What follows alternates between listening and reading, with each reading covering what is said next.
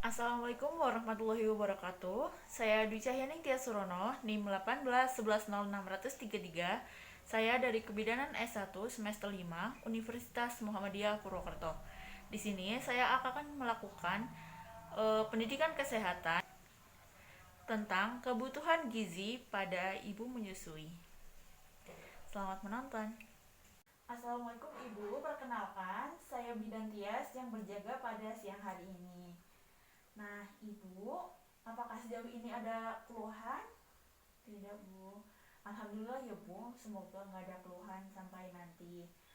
Nah, baik Ibu, di sini saya akan melakukan pendidikan kesehatan tentang gizi pada ibu menyusui.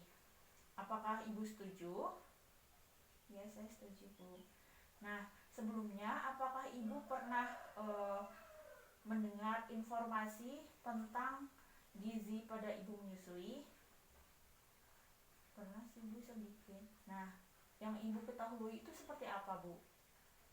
Ya, kalau ibu menyusui itu harus makan sayur-sayuran, Bu. Ya, betul begitu, Bu. Nah, saya di sini akan menjabarkan lebih luasnya lagi, begitu, Ibu.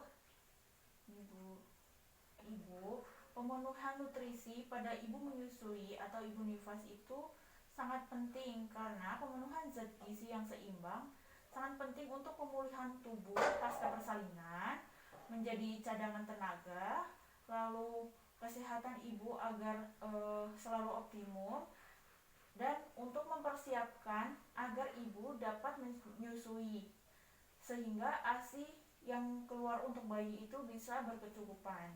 Begitu, Bu. Nah, apa saja sih manfaat dari nutrisi itu? Yang pertama ada karbohidrat. Nah, karbohidrat ini sebagai sumber energi yang dapat diperoleh dari sumber makanan seperti padi-padian, itu ada gandum, beras, atau bisa juga dari sereal, Bu.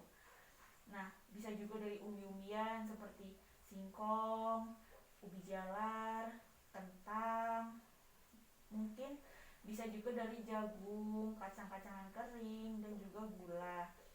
Serta kebutuhan energi pada masa menyusui adalah sekitar 60-70% dari seluruh kebutuhan kalori total. Lalu yang kedua yaitu protein. Nah, protein ini membantu dalam penyembuhan jaringan dan memperbanyak juga produksi ASI. Sumbernya itu dari daging sapi, ayam, ikan, atau makanan laut seperti cumi, udang gitu ya, Bu. Nah, bisa juga dari telur, susu, tempe, kacang-kacangan. Nah, jumlah kebutuhannya ini 10-20% dari total kalori ibu. Yang ketiga ada lemak. Nah, lemak ini membantu perkembangan otak bayi dan bisa menjaga retina mata ibu. Nah, sumbernya itu bisa dari minyak jagung, bisa dari ikan. Lalu jumlah kebutuhannya itu 20-30% dari total kalori ibu. Lalu ada juga serat. Nah, serat ini fungsinya untuk mempermudah ekskresi dan meningkatkan kekuatan otot serta penambahan cairan tubuh. Sumbernya itu dari sayur-sayuran, buah-buahan, dan kebutuhannya itu 29 mg per hari. Selanjutnya ada zat besi. Nah, kalau zat besi ibu sering dengar kan? Nah, zat besi ini fungsinya untuk apa sih? Yaitu untuk mencegah anemia dan meningkatkan daya tahan tubuh. Sumbernya dari mana? Hati ayam, hati sapi, sumsum tulang, telur, sayuran hijau tua. Sayuran hijau tua itu contohnya seperti bayam begitu ya, Bu. Nah, kebutuhannya berapa sih? 2 mg per hari. Selanjutnya ada iodium. Apa sih fungsi iodium ini? Iodium yaitu untuk meningkatkan pertumbuhan fisik dan mental. Sumbernya dari mana? Garam. Garamnya itu garam yang beriodium ya, Bu, bukan garam seperti garam-garam biasa begitu. Carinya garam yang beriodium. Kebutuhannya berapa sih? 200 mg per hari. Selanjutnya ada manfaat dari vitamin, baik vitamin C maupun vitamin A.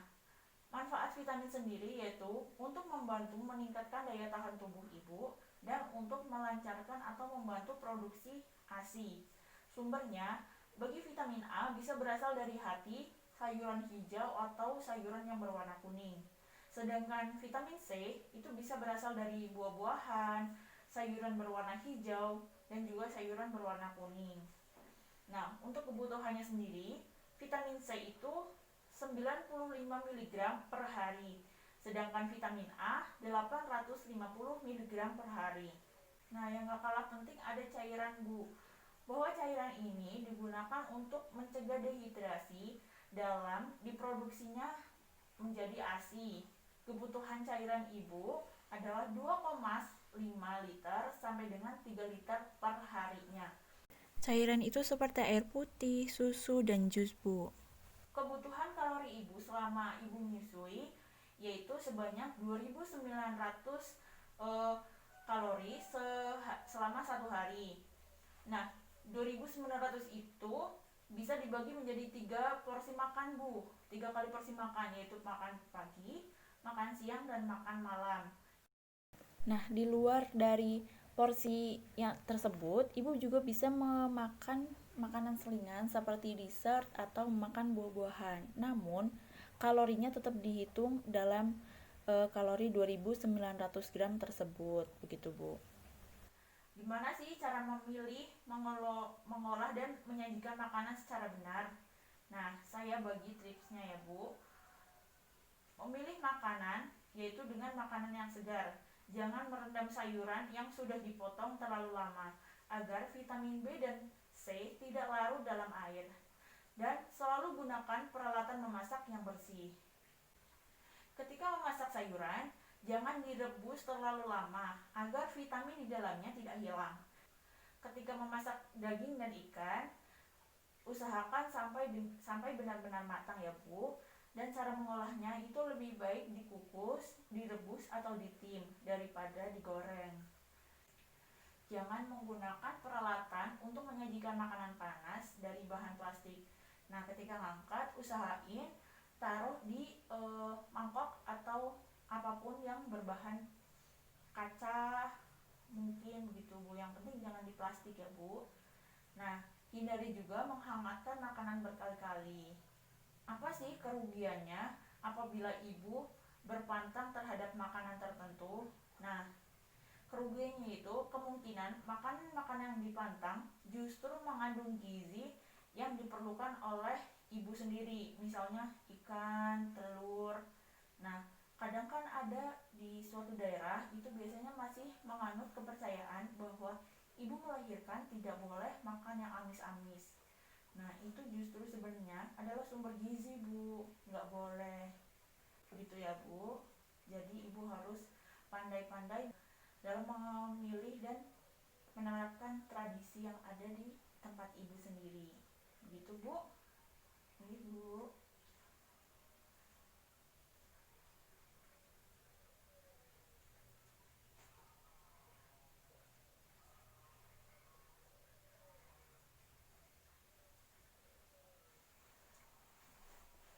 Nah, apa sih contohnya ketika saya beri contoh ya Bu, menu pada ibu menyusui.